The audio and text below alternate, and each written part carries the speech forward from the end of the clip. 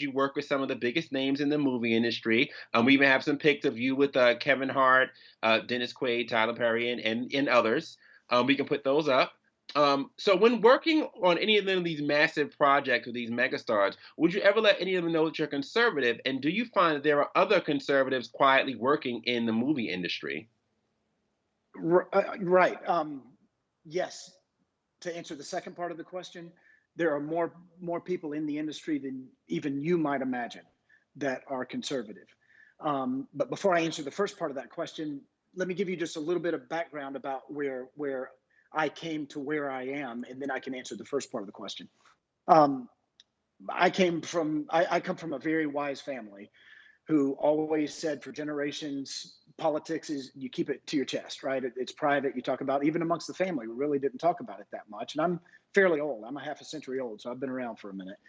And I've always kind of laid low. And I got to a point, Benji, where I had become very cynical about politics. I felt like there was this big agenda by both parties, sometimes in unison, to kind of control the masses, right? And I think there's evidence to say that happens and is happening.